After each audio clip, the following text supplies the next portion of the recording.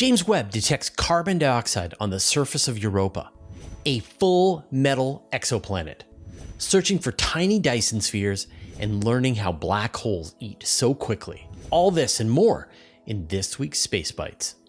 Last week we talked about a Hycean world where you've got this planet with a thick hydrogen atmosphere surrounding a very deep water ocean, could be habitable in a much wider range of places.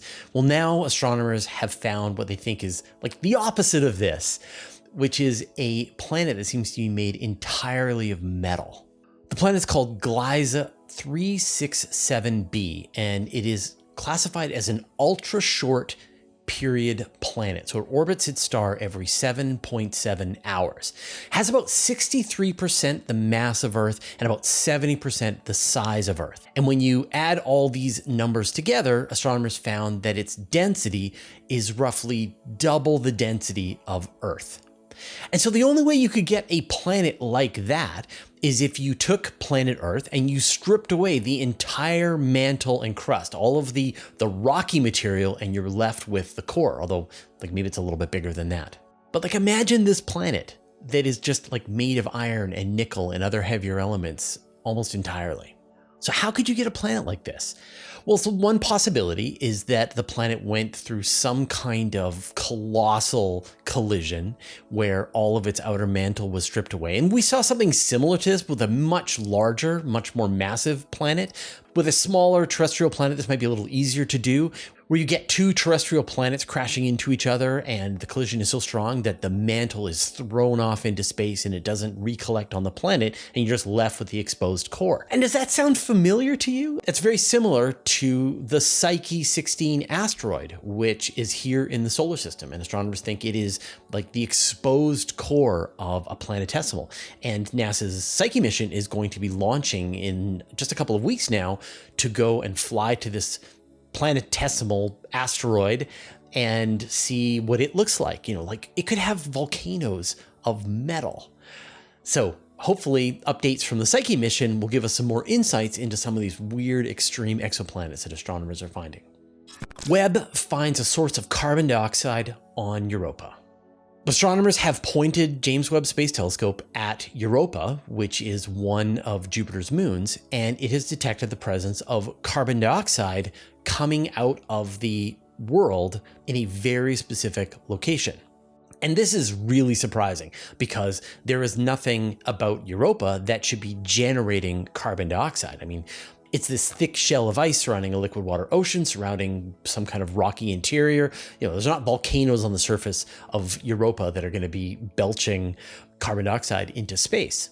And the region is one of the newest parts on the surface of Europa, a place called Terra Regio. And it's thought that this was probably where there could have been a more recent meteorite impact onto the surface of Europa, and maybe its ice had gotten resurfaced around this area, and so it's fairly fresh material on the surface of Europa. And so one of the intriguing ideas is that there is carbon dioxide mixed in with the ocean of water underneath the ice, and then as this reaches the surface, this is being exposed to space and it's kind of eroding away into space, and James Webb was able to detect the presence of this carbon dioxide. I mean, we see carbon dioxide in the Earth's oceans. It is a gigantic sink of carbon dioxide. What I would really like, of course, is this to be the European space whales that are rising to the surface and breathing out.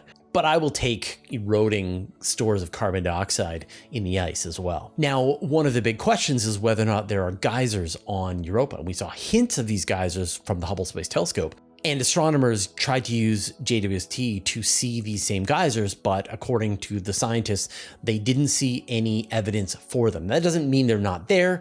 It just means that they weren't able to pick them up while they're seeing this strong sign of carbon dioxide. We're still waiting for NASA's Europa Clipper to make the journey to Jupiter and go into orbit around Jupiter and make a lot of flybys past Europa, and we should get sort of some great answers to this question, as well as the European Space Agency's JWST mission, which has already launched. And so, you know, we're seeing really intriguing ideas about what could be at Europa, and all of the right tools are descending, they're coming together to Europa to get to the bottom of this question. We should be looking for technosignatures. We talk a lot here on the channel about the search for biosignatures. That's, of course, some kind of sign that life is on a planet and is interacting. Maybe it is producing chemicals in the atmosphere like methane or carbon dioxide or water vapor or ozone. And we could use that to find out that there is indeed some kind of life on that planet.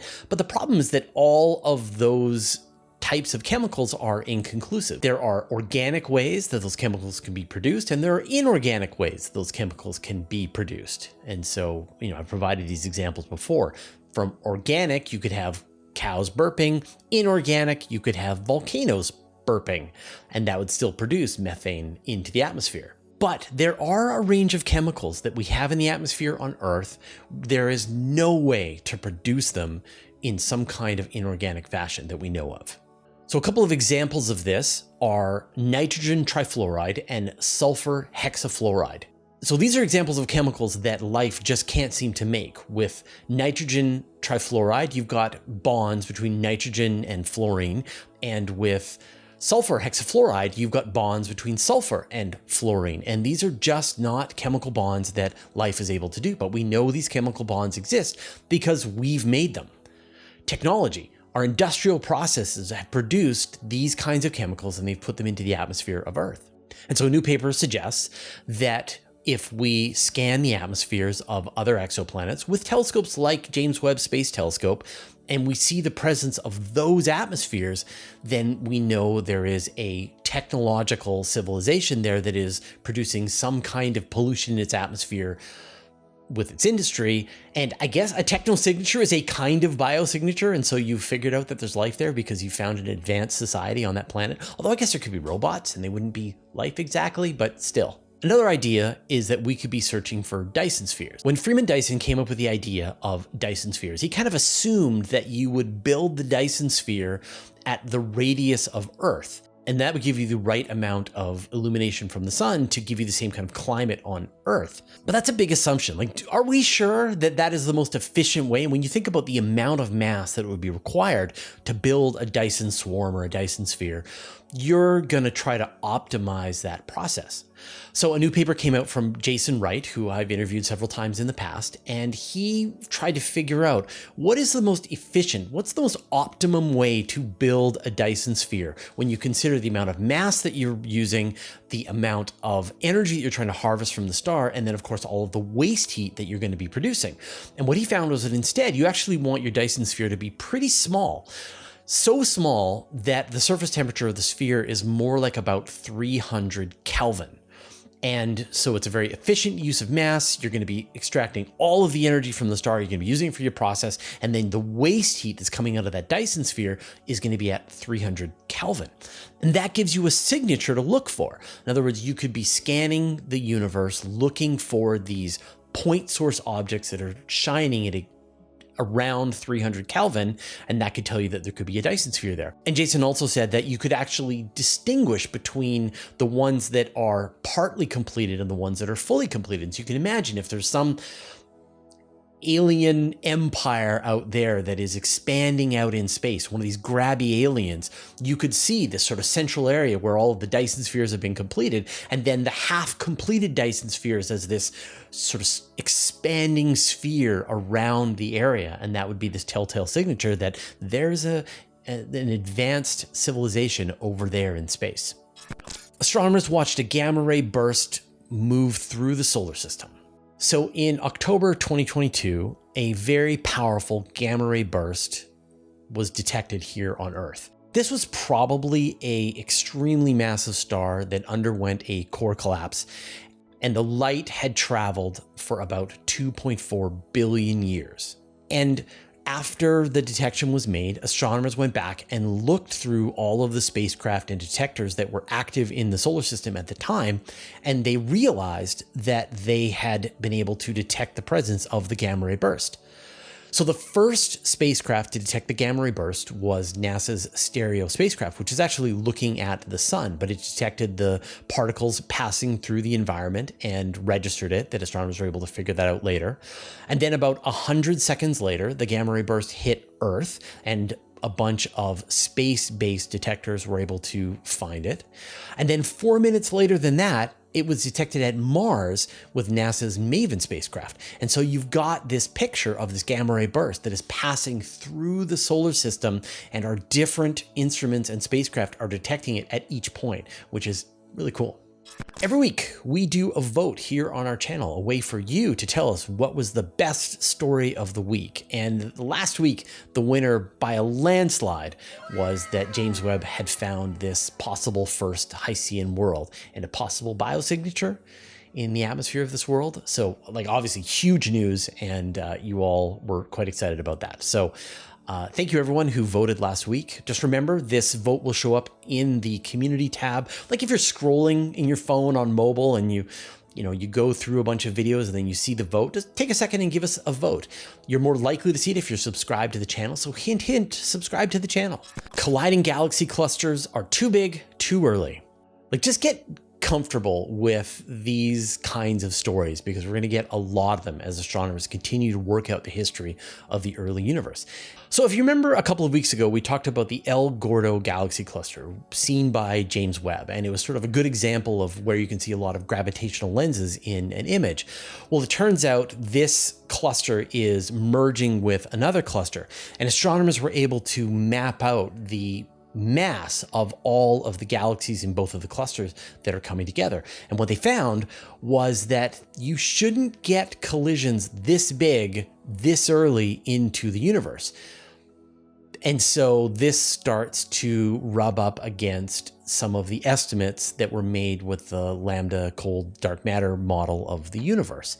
This really comes down to the precision of the measurements of the galaxy clusters involved. And of course, there could be lots of errors in the measurements. There could be some mistakes in the estimates of the galaxy, although the astronomers were quite careful about those measurements. And of course, maybe there could be further cracks in the lambda cold dark matter model of the universe. And so it's exciting. We're going to be seeing all of these interesting measurements. They're calling various theories into question. People are going to have to work harder to find more data and evidence to explain it. And 20 years from now, we'll have a much better, more resilient and reliable understanding of the large-scale cosmology of the universe. Supermassive black holes change the chemistry of their galaxies. People always ask me if supermassive black holes are like the anchor of a galaxy. Like, if you didn't get that supermassive black hole in the middle, then the whole galaxy would fall apart. And they're not the anchor. You could get like maybe 1% of the mass of the entire galaxy is the supermassive black hole. So it's not very much. And when you think about the large dark matter halo that's surrounding it, that is the anchor of the galaxy. But supermassive black holes do seem to have an effect on the chemistry of the stars in the galaxy.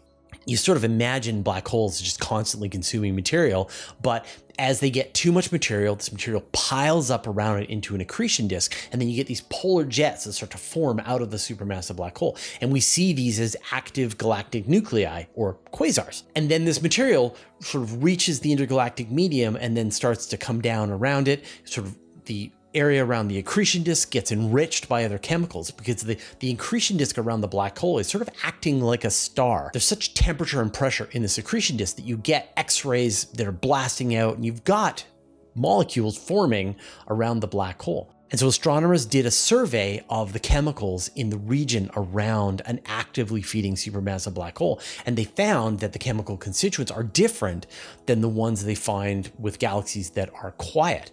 And so whenever this galaxy is going into this actively feeding phase, it is enriching the chemicals in the area surrounding it, and so that could be sort of helping to encourage some of the more heavier elements that we find across galaxies like the Milky Way.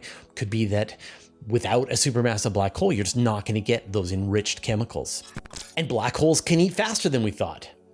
So one of the big unsolved questions in cosmology is how the early black holes got so big so early. And you look at some of these data from James Webb, and you've got supermassive black holes that were present 500 million years after the Big Bang, ones that are 1 billion times the mass of the sun by 1 billion years after the Big Bang. Like those are very heavy black holes.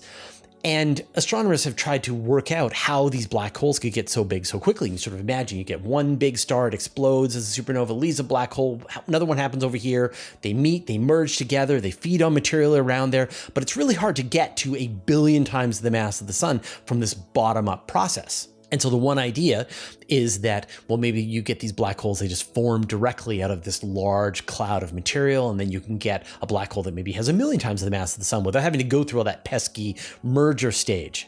But maybe black holes can eat faster than astronomers originally thought.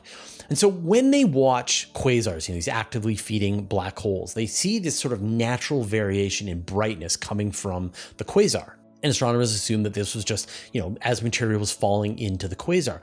But a new simulation shows that as a disk of material starts to form around the black hole, you get these sort of torquing forces that will strip away this inner ring of material and possibly even put it into a different tilt than the outer accretion disk that surrounds the black hole. And the black hole is able to very efficiently consume this inner ring.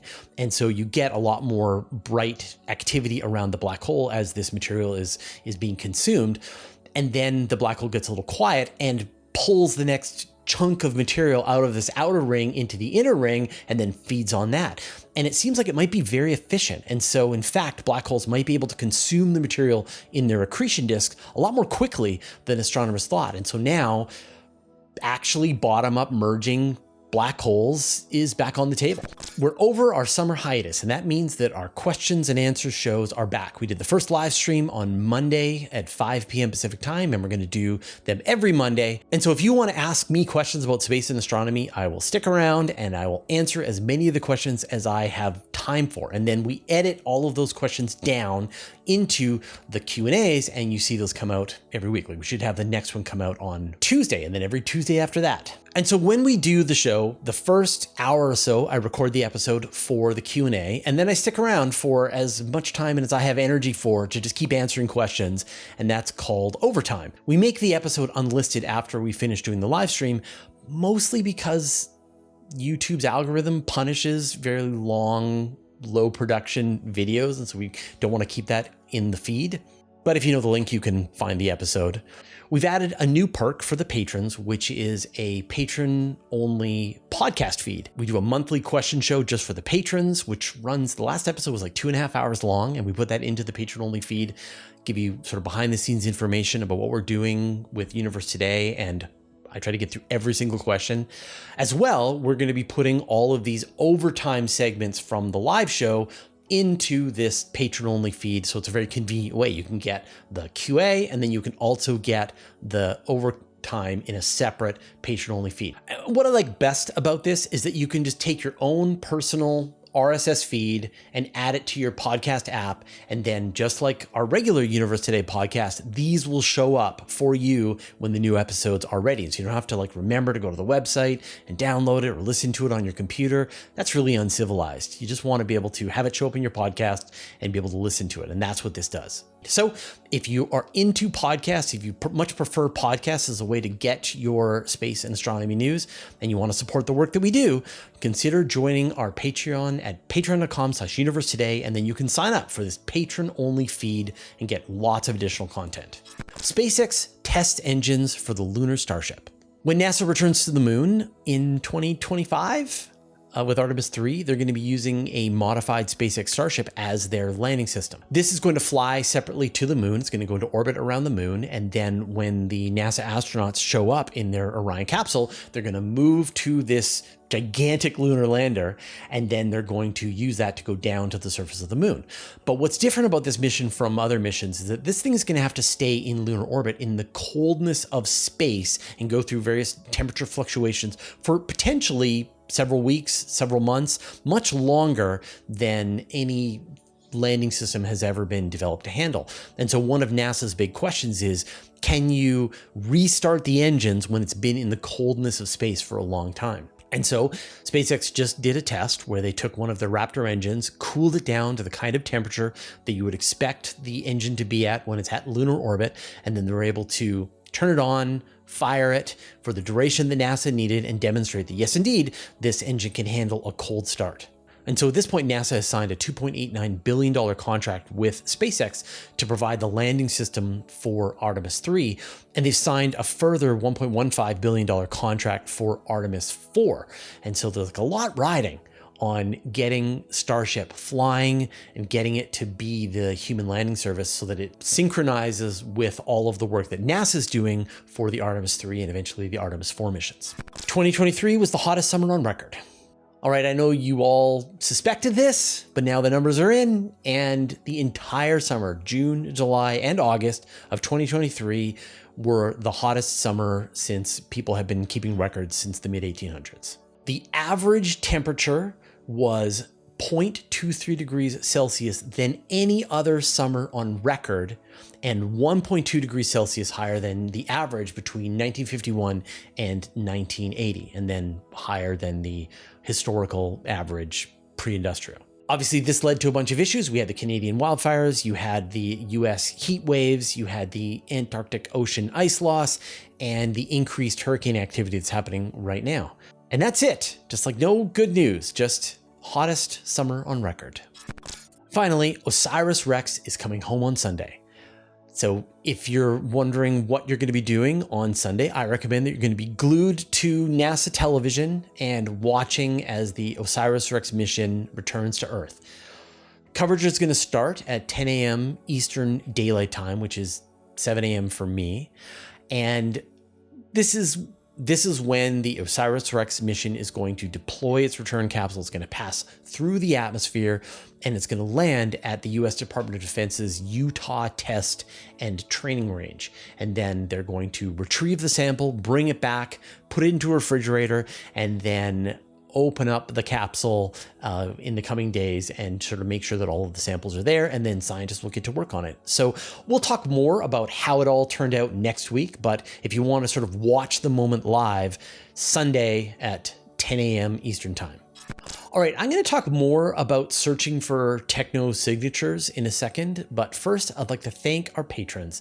Thanks to Mark Anstis, Joel Yancey, Antonio Lofilara, Dustin Cable, Just Paul Davis, Vlad Shiplin, Jay Dennis, David Giltonad, Modso, George, Jeremy Mattern, Jordan Young, Tim Whalen, Dave Veribioff, Andrew Gross, and Josh Schultz, who support us at the Master of the Universe level, and all of our other supporters on Patreon. Every time I talk about some way to search for life in the universe, to search for evidence of extraterrestrials, of advanced civilizations, I get some version of this in the comments where people say something like, why would we think that aliens would use radio waves to communicate with us? Why do we think that aliens would be having nuclear wars that we could detect? Why do we think that aliens are going to ruin their planet with carbon dioxide and cause runaway global warming? Why are we looking for these things? And, my response to this is like, what else have you got? Like, all astronomers are doing is they're taking the cleverest ideas they can think of, both the kinds of evidence that humanity gives off into space, as well as the kind of evidence that just planet Earth is giving off into space. And then you're adding every single possible idea that you can imagine, like you could see aliens sending their giant spacecraft with powerful lasers that is sending them on their way, and you could watch the flash, or maybe you're seeing alien civilizations turning their stars into Dyson spheres, and you can watch this in mid-construction. Like, you just take every possible idea. There was a paper that had come out where someone was proposing, the 60 or 70 ideas that have been thought of so far. And some of them are really clever. And you're just like, why not try? Like, how hard is it to look through the signals that you're already doing for radio astronomy to see if you see any signals from an alien civilization sending it our way? Or how hard is it to examine infrared survey data of the universe to see if you can see an expanding empire of Dyson spheres? All of these ideas are long shots that the chances of any one of them turning out right are astronomical, but it doesn't hurt to look. And like, what else have you got that's better? Like, if you have a better idea for how to search for life in the universe, propose it. And if it's a cool idea, then the astronomers will add it to their big list. And then when people have spare telescope time or they're thinking a little bit, maybe they'll use that idea for a thing to look for. And so, like, shouldn't we be curious? Shouldn't we be creative? Shouldn't we be thinking out of the box? Shouldn't we have open minds about what's possible out there? I find like people are bummers and they're just like, oh, what, can't win, don't try. I don't want to bother doing that. I'm not putting you in charge. I want some can-do attitude around here. So I love all these ideas. It doesn't hurt to look, and I can't wait for us to find the answer. All right, we'll see you next week.